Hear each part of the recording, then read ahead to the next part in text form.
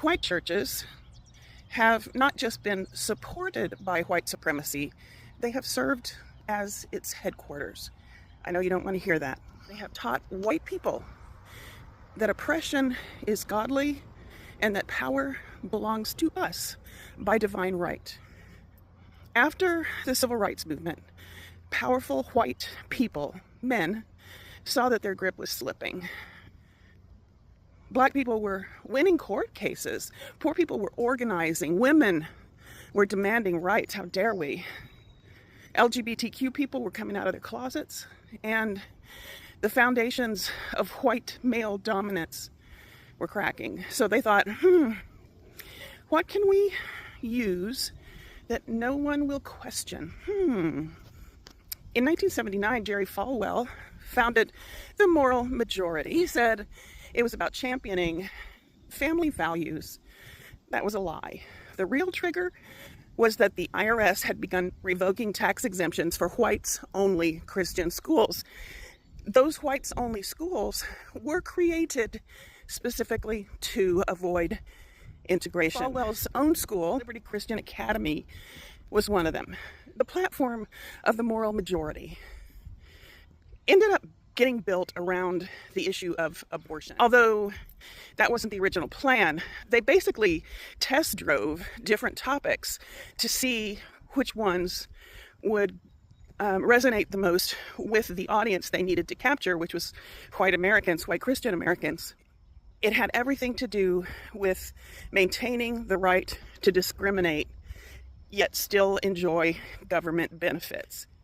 This guy named Paul Weyrich, who was a conservative political strategist, he teamed up with Falwell to build a political base.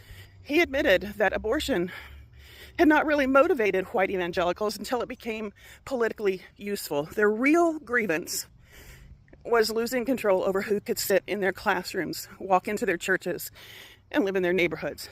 Once they realized that abortion could mask their racial panic, they made that their headline issue.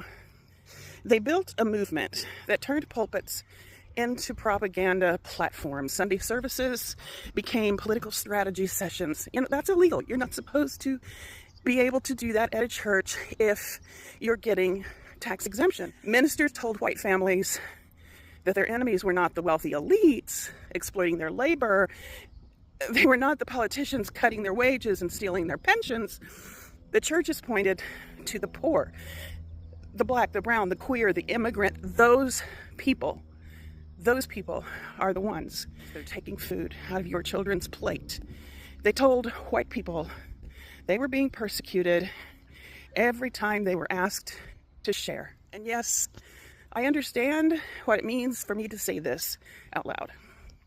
I know what it means to say that the church, something which is so sacred to so many, has been a central engine of the immoral institution of white supremacy. I know this will upset people. The white church has stood on the wrong side of every fight for justice in this country. Every one.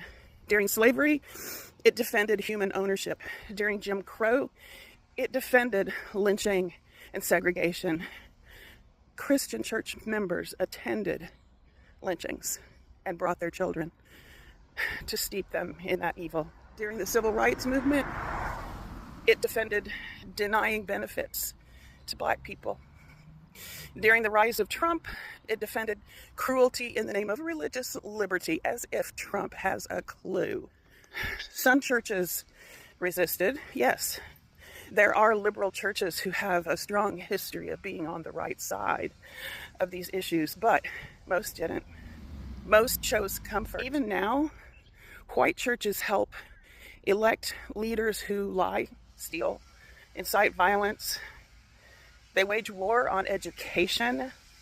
They call justice wokeness as an insult. They are consuming a message that keeps them at the center with the elite in their minds. They choose white power over compassion, over empathy. One share shows you care about setting the record straight. Please share. Next time, I am going to talk about how Donald Trump did not hijack this system. He was groomed into it.